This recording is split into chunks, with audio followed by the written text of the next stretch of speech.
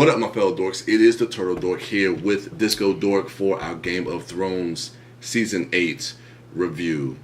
This is episode 3. I believe it's called Battle of Winterfell. Battle of Winterfell. The one we've been anticipating. We've been anticipating this weekend, as you know, Game of Thrones. This episode, Avengers Endgame, a weekend that we were anticipating yet dreading at the same time. We made it through it. You were dreading it. We all were. You were dreading it. We all were dreading this. Anyway, so let's get into this episode. This really was a battle episode from beginning to end. There was no really build up. You can almost say the last episode was a build up to this. Mm-hmm. And this was really just 85 minutes of just in the trenches, in everything. It was exhilarating. Literally from the beginning of this episode to the climactic end. The setup, man, them getting ready for battle, everybody lining up, the Unsullied lining up, the Dothraki lining up, and then we get our reintroduction to Melisandre, and that's the one thing about the way this episode opened up. It's those are always those moments when you're looking into that abyss of the darkness and not knowing what's there and when they're actually going to start charging. And it's just and you're seeing all your characters on the front lines. You see Jaime, Pod, and Brienne. You see Grey Worm. You see Jorah out there. I'm like, oh my God, all these guys on the front lines. Tormund. And I'm just okay. And it's really building that tension. And then Melisandre comes up, and she lights the flames for the Dothraki. So what do you think about that? Just that whole build up, those first, I would say maybe 10 minutes or so, before the shit really hits the fan. It was cool. It was fine. You didn't like this episode? Come on, this is our review. Gotta get into it. Well, I'm letting you talk. You've been talking this whole 5 minutes. What you want me to cut you off? No, go ahead. Get into it, man. I felt it was underwhelming. Really? I felt like the hype around it was, I don't know, I was expecting something different. I'm about to sneeze. Excuse me. And I'll get into my issues later on, when we get to the things I had issues with later on in the episode. But I mean, the opening of it was fine. It wasn't anything.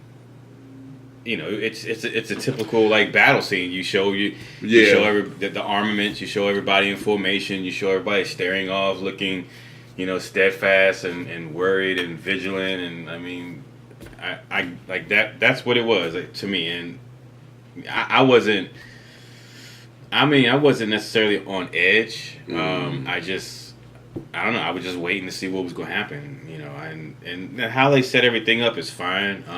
I will say though that I guess this is where I'll get into one of my issues. Is while they did establish the outside, that outer wall right there where the formations were in Winterfell, one of my issues was when the fight advanced and they got pushed back to the wall of Winterfell, and then even inside, the geography. I feel like all that time they spent showing everybody's faces and going through the ranks and stuff like that. I felt like that could have been time establishing the geography of where where the fight was going to be once hell broke loose, right? So that because you're cutting from one character to it, you have all these different characters, and you're cutting from over here, you're cutting from over here, then you're cutting from non-main characters, and you're cutting from aerial shots from fucking dragons. So just by nature of the size and the scope of this battle, you're covering a lot of ground, and by not establishing the geography ahead of time, I felt for me, at the very least, it was disorienting. But to go back to that opening. Seeing everybody line up. I felt like with that, like you said, the previous episode for me, when everybody was on the wall looking out, that right there was enough for me. All right, shit about to hit the fan. Let's go. They showed the White Walker army getting close to Winterfell. So for me, I would have been just ready with a cold opening of them looking and then all right, let's go and charge and then Charge, like shit hitting the or fan or just whatever. have- But I get what they was doing, like especially because that moment Build up is that supposed to tension. establish Melisandre, because what she does with the Dothraki weapons does come back later on in when she a later lights portion. when she lights the trenches as well. But that's interesting. Like we kind of speculated that Melisandre would come back in this episode, and of course it opens in the first 10 minutes of the episode that she comes walking, or she's on her horse. I believe she's on her horse when she comes. When she comes forward from the darkness, from that darkness coming towards Jorah and the Dothraki. And where the fuck did she come from? Because she came from the direction that the dead were. Because she says, "Do you speak their tongue?" And at first, I thought the army of the dead don't speak. No, she said, "Do you speak the Dothraki?" Right. Yeah, because she was about to light the flames on their spear, or not spears, but their swords, their curved swords, and which I thought was visually a great shot, especially like when you see it from like a wide angle, like those vistas, and then just seeing all their swords flame up. But yeah, I mean, I guess that's probably one of my issues as well. When we left Melisandre, and what she said to Varys that we're destined to die in these lands. Yeah, that bitch lied. She lied. Yeah. Now I think about the end of the episode, I'm like, hold up, she lied. Yeah, I know. Well, maybe she meant the lands as far as just Westeros as a whole. Well, where else was they gonna die? Well, I don't know, because they were on Dragonstone when she said that. Right. So I'm thinking like, all right, well, she's gonna go back to Dragonstone at some point and die. But then again, even in this episode, like, she just comes to kind of give, like, I don't want to say exposition, but she comes, does her things with the fire, says some stuff to. And it's good to have her interactions with Arya from season 3 when you say you don't remember that, but we did the reaction. We have it on video. I have to go back and check the tape. Check the tape. But yeah, when she had an interaction with Arya when they took Gendry, when the Brotherhood with No Banners gave Gendry up to Melisandre, Arya had that interaction with her. So it was good to kind of have all that stuff again, and then of course with Davos. And she says to Davos, like, she was like, "Don't worry, I'll be dead by dawn," or something like that, or "I won't survive by dawn." I'm paraphrasing, but I don't know. It's just, for me, it just didn't feel like this episode really kind of brought her character full circle, because I didn't really know what her purpose was outside of just lighting the trenches and the Dothraki swords. So I mean, I would have to go back and rewatch the episode, which I probably will. Yeah. But I don't know, like when the fight actually breaks out, I mean, you see this wave of undead. It's almost like a tidal wave. I mean, I refer to it like World War Z, and that's what it seemed like, and that's what it felt like. And of course, we see some of our main characters on the front lines. Like, we're thinking, like, damn, they're gonna go right then, because they're right there where you see this tidal wave of the undead. But what do you think about the actual attack when that shit kind of just popped off and hit the fan with that? So really, the reason why I felt like this episode is underwhelming really comes down to like the first act, like a large portion of this first battle, like in the way that it was shot, and I don't know, man. I guess it was one of those things where, like, taking into account like all the hype, because you gotta remember, like, before this episode, it was in the news that this is going to be Lord the largest battle, like, with Helm's Deep, supposed to be larger than Helm's Deep and everything like that, and like maybe they shouldn't have put that out there like ahead of time, because going back comparing the two, I don't see this being more epic than the Battle of Helm's Deep. Not to say that this battle wasn't epic, but again, like, at the very least, like with Peter Jackson's in the Lord of the Rings film, they do that. They spend a large and inordinate amount of time establishing geography, right, before everything breaks out. Whether it's just like expositional scenes and you're following the characters as they're like, all right, so what are we going to do? And we're going through like Helm's Deep.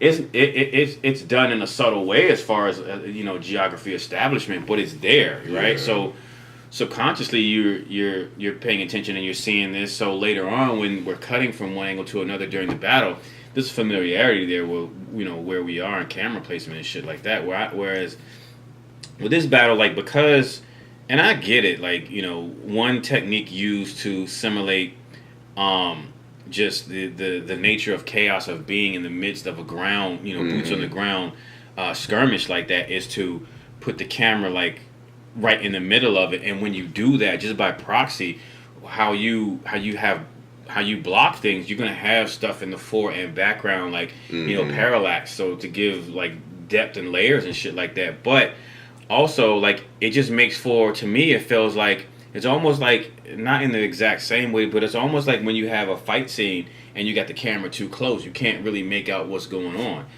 And I get it, like, the camera being, in this particular episode, the camera being in the middle of it is supposed to simulate you being in there and as a soldier and not knowing what the fuck is going on. Like, I get that, but as far as, like, for a show and from a visual standpoint, I'd like to be able to at least have my sensory be able to pick up something, to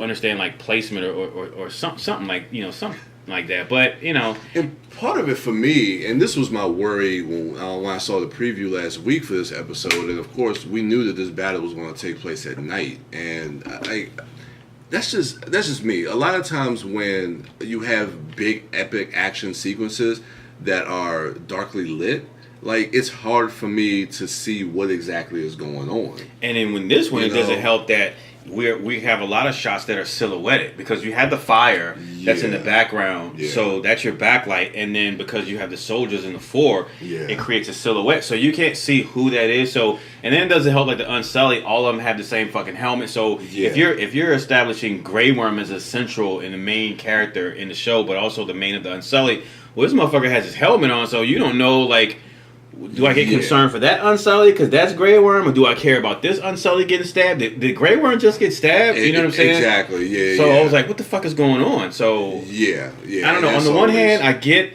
trying to simulate the chaotic nature of being in the midst of something like that. But on this other hand, if you want me to care about this character, about Grey Worm and his stakes and his safety in this situation, then I have to know where the fuck he is. You know what I'm saying? So that was one of my main issues. And then just by, that whole thing about the World War Z, like the zombie wave and shit like that. It's a cool visual, right? And it does add to the intensiveness of the threat. Like, oh my god, like they're just going to be overrun. It fills you with a sense of dread that they're not going to make it out, right? Yeah. But then, like, when you have odds like that, like, and I'm not wishing just for everybody to freaking die, but the way that it was shot, like, it didn't feel even. Yeah, like there's no way they should have lived. That's the thing. I mean, when you do something like that, it's almost like the stack is put the stack of deck is up against them, right? And it's just like there's no way how can you survive that? Yeah. So it's like once you put that out there, and then at the end of the day, when you see the majority of the characters that lived, you're like, well, how did they get? Yeah. Because there are certain shots later on when when John is like, he's trying to get to Bran, he's passing by all of his friends, Brienne and Jamie, and they're completely surrounded. Yeah. This is like, to them, probably like an hour into the battle or something like that. They're freaking tired and worn out.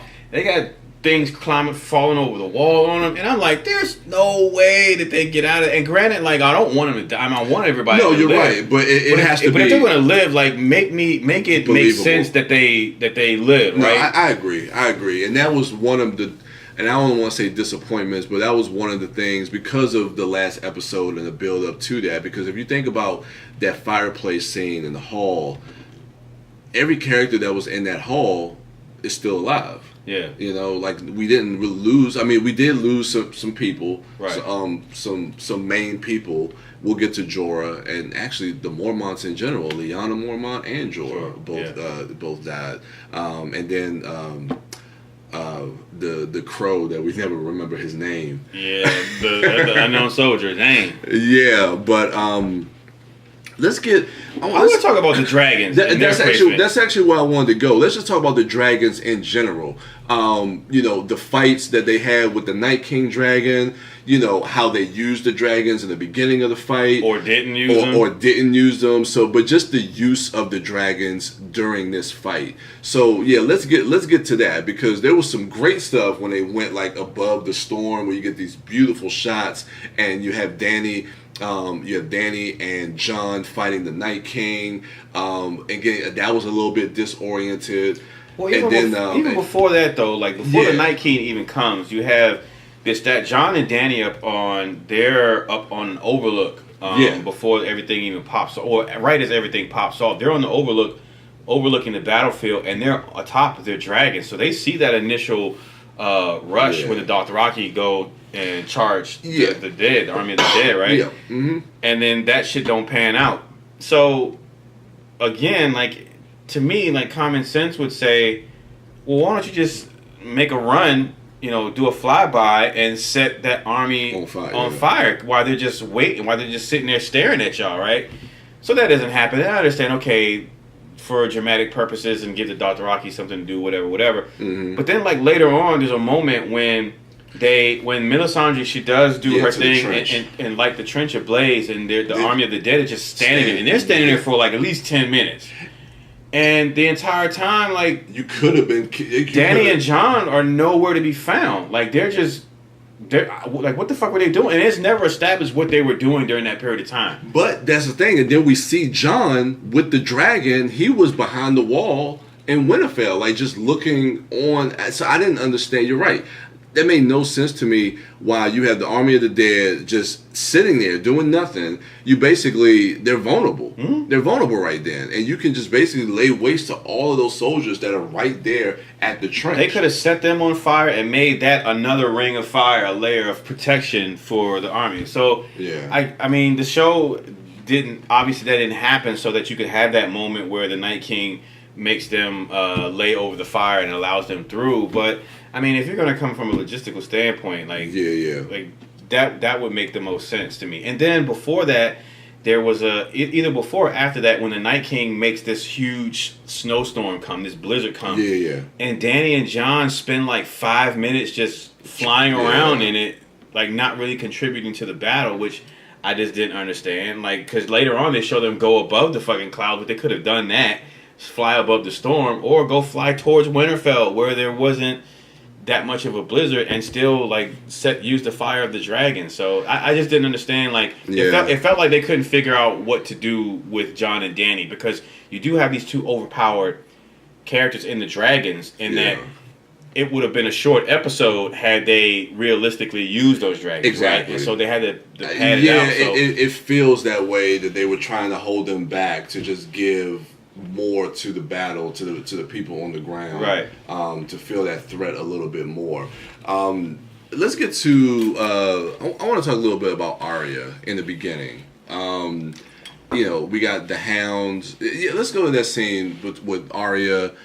First, when she uses the weapon that Gendry made for her. Oh yeah. And she just fucking starts to go into town on some of them cats, and that was a great scene. And we talked about this before, that there was gonna be some dread. There was gonna be some people that we lost, but there was gonna be some crowd pleasing moments in this episode. Yeah. And I think Arya provided the majority of the crowd pleasing moments. Well, she got busy during for every time they showed her, she was doing something of importance. Exactly. So like that opening, and then of course, like, the when she was in like the little library area and trying to hide and try to be quiet and evade a lot of the undead. I thought that was a really tense scene, and I thought that was really well executed, and I think the approach of that was really well done.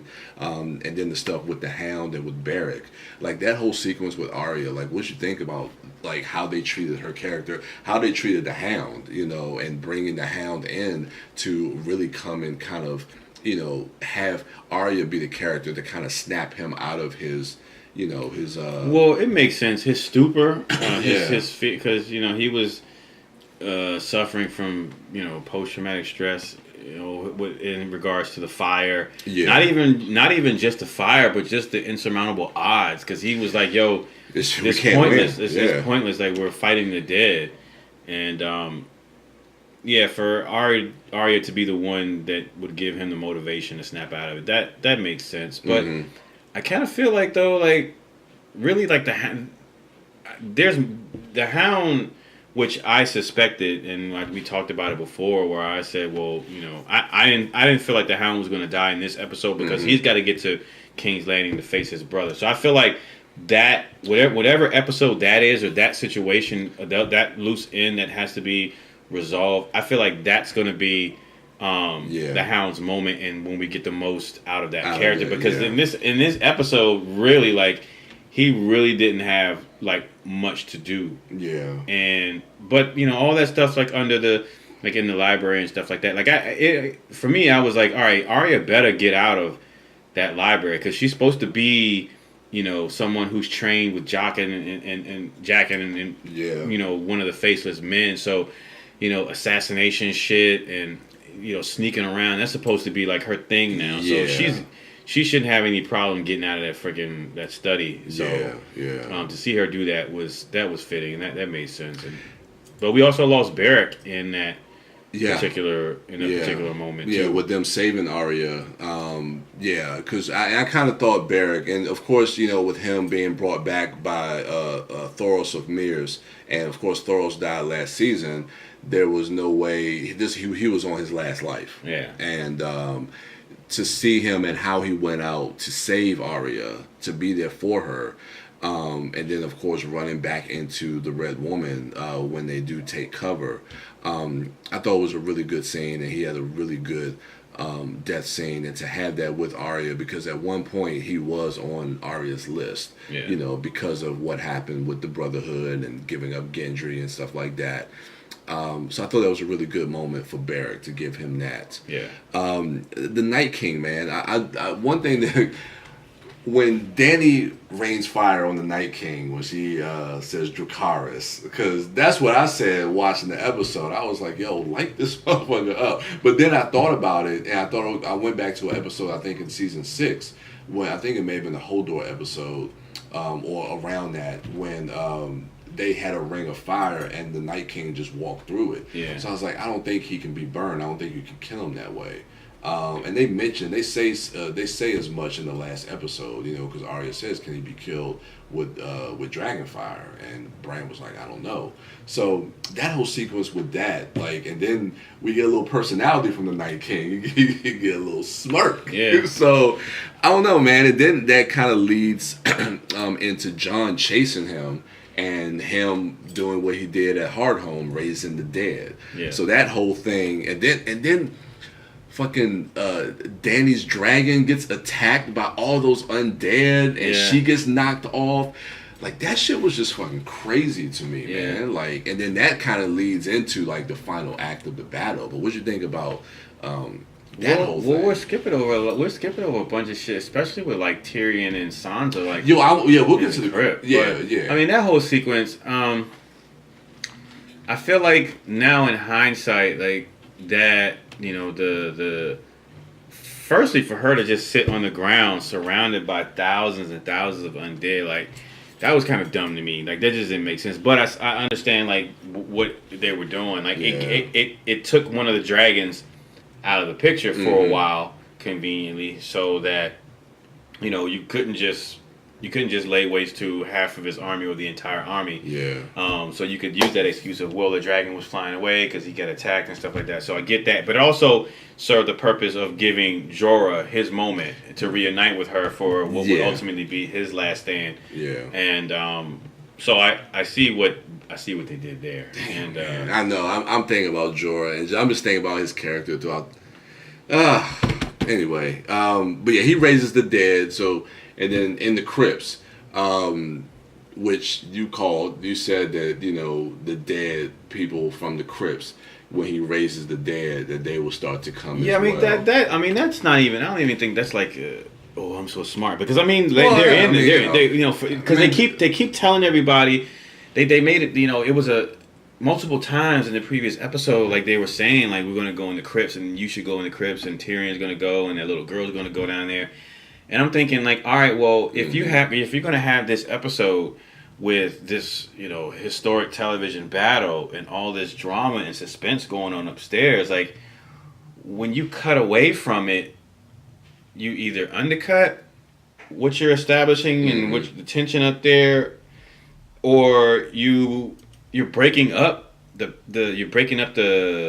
pacing and the flow. Like, oh shit, this frenetic battle, and then you cut away to some people just looking up like, man, I hope everybody's okay up there. But what the show did, fortunately, was you did have those moments where Tyrion and Sansa, Tyrion specifically saying like, yo, I could be better of use up there. Like I could Varys, you and me both, we could be potentially spotting something that no one else can see up there. Exactly. Like we shouldn't be down here. And Sansa says like, the most heroic thing we can do is face the truth that right now we are helpless. We can't do anything. We can't offer them anything. Yeah. And so you did have that, but then ultimately to break that up, the monotony of them just being down there not doing anything, did have the dead awakening the crypts. But I felt like there was no awakening of like Ned or Caitlyn or anybody like that. Yeah. So that was kind of curious to me. Yeah, but part of me is glad that they didn't, just because of who those characters are, and I wouldn't want to see them as undead and attacking like their own. Like I don't know if that's something I would want to see, but I like the moment between Sansa. It's unspoken, and it's actually when we get into the third act of the film, when that music kicks in and everything with the Night King getting into the garden where the werewood tree is, and we'll talk about Theon next. But I do like that moment between Tyrion and Sansa when she gives him the dragon glass dagger and he kisses her hand. And again, just a nice little reunion callback to, again, how Tyrion ultimately cares and treats Sansa, even up until this moment where they feel like this could be at the point of their I was like, are they about to do like a suicide pact? Are they about to kill it? Are they about to kill themselves? I didn't think that, but then now you say that, I was like, that could have been, but no, they got to be around for the battle to come, because really now that this episode is over and how it ended, and we'll talk about the ending, which we'll actually get to now because we'll get ready to wrap it up. But the real battle now that this is over is Cersei, and that's coming. But yeah, let's get to the garden and Theon, and because I saw Theon. I saw this coming like in the last episode when, like I said, when he volunteered, I'll go with Bran. I was like, oh, his ass is gone. Yeah. But like it played out pretty much like how I suspected and how I was theorizing, in that Theon was going to have a noble ending, and his character, you had suspected last episode when he had his moment with Sansa, if that was the completion of his character arc. Yeah. I feel like it was in this particular episode when Bran turns to him and says, "You're a good man." Yep. Like, because everything that, especially what he's done to Bran, and I felt like that was almost Bran giving him permission, giving him approval. Well, basically, giving him forgiveness. Forgiveness, yeah. You're a good man, and that's ultimately what Theon needed to hear, because he knew that the choices that he made were wrong and fucked up. He knew that he had gone so far that to him he felt like, well, I don't even see how there's any coming back from this. So he felt like at that moment that if he were to die, he could die knowing that he was forgiven in the eyes of the Starks. He was a good man. And then also coupled with what happened last episode with the reconciliation between him and Sansa and the rest of the Stark family, and what Jon told him previously, like, you're a Stark, right? Yep. So that last bit of reconciliation with Bran was completed like everything that Theon needed to hear for him to be able to die peacefully. For forgiveness and acceptance. It was great, and we knew that was coming. All right, let's stay in the garden, man. The Night King. Let's talk about how he gets defeated. So I gotta admit, like, I was surprised that he died in this episode. Really? Yeah, I thought he was going to be alive to go Down to King's Landing. Yeah, but that was not the case, and it wasn't Jon Snow wielding Lightbringer that killed him. It wasn't Sam with any Valyrian steel or anything like that. It was Arya. Yeah. And in a very cool and unexpected moment and very cool shot at the very least. Absolutely. On the way that was shot with, and also with the score and like how that played out. Like for a moment when he catches her, I thought she was gonna die. Me too. I thought the same thing. I was like, oh well, yeah, fuck, this is it. Like she dies, but no, it wasn't meant to be that way. Not today. Well, that's what. And you know what? I should have known because Melisandre says that. What do the god of death? What do we say to the god of death? Not today. Yeah, and today wasn't her day. Man. And so it was a pretty cool moment. Like she killed the Night King, and that was that. Like she basically wrapped all that shit up because it was what they theorized was true. You take out the head, then the rest of the snake, follows, and everyone died. Like everything vanished. So yeah, man, and so I mean, and just to talk about some of the people that we lost before we wrap it up, because I want to wrap up in a couple minutes. But the Mormonts. So Lyanna goes out like a beast. She unfortunately, when the Night King raises the dead, she becomes one of the army of the undead. And I never want to see one of our beloved characters become part of his army. But it was short lived. It was short lived. But she went out like a beast, killing the giant. And then of course, which is very poetic for Jorah Mormont to go out protecting the love of his life. Yeah, man. That's one that you wasn't feeling that? I wasn't feeling that so much. Like I didn't even have a reaction to it. Like I couldn't even be sad because I was like, I don't know. I wanted him to live. Like my theory was that he was going to end up living. I know we talked about being that. her hand or whatever. But even if that wasn't the case, like I don't know. Like just even if maybe I have to go back and rewatch it. But even if it wasn't going to play out the way I theorized it, I still don't know that I felt like his death in this moment, like in this battle, was satisfactory to me. I get it. He did, but here's the thing. Like I'm working this out right now as I'm speaking out loud. But what he did in this battle is no different than anything else he's ever done. As far as sacrificing himself for Dany in certain ways. Yeah. Remember, like when they were in the pits, like fighting. Exactly. He did the same thing. Like, he's always willing to risk his life for Dany. Yeah. So fortunately, he's always come out on the short end of the friend zone. Yeah, and the upside of at least staying alive. Well, but unfortunately, this time he didn't. He wasn't so lucky. Yeah, so which I don't know. I mean, I'm at peace with it, I guess. But you're right. It didn't really hit me the way that I would want to. I mean, when I think about his character over the course of this season, it does kind of hit me. But in that moment, it doesn't really have that effect. And I think that's just the downside of this episode altogether, is that it really doesn't hit the way that you want for a lot of the deaths that we do see. Yeah. But that's the episode, man.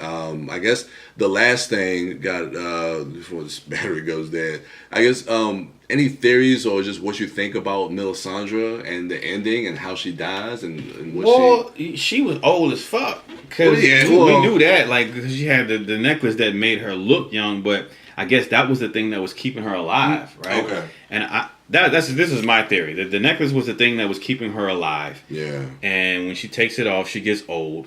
Or either her true age is revealed, and while she keeps it on, she looks young. Maybe as she keeps it on, she's still aging underneath it. Yeah. That's what I'm thinking too. Way back when we had that one episode where we saw her without it, she was probably already 1 million years old, and so time has passed. So now she's 2 million years old when she finally takes it off. But I feel like, part of that was I've done what I came to do, but also. I don't need Davos stabbing me in the back, so let me go ahead and let me just kill myself, because I feel like I fucked up, and maybe I deserve to not Yeah, be and she here takes right it in now. her own hands to just, and so now that can sit with it for a while and think about that last shot, it does actually make sense. Yeah. But let's go ahead and wrap this up. So that's the Battle of Winterfell. A lot going on. We got some issues with it, but there's some great moments, some great crowd pleasing moments. A lot of it by Arya. I can't wait to go back and rewatch some of those scenes and really, really crowd pleasing. But let us know what you thought of the Battle of Winterfell in the comments below. Let's start the conversation. And yeah, I'm excited to see what you guys think about it. But as for us, I am the Turtle Dork. This is the Disco Dork. Make sure you check out our other dorks at Mouth Dork, at WB Dash, at Sidewalk Siren. And with that, we're out.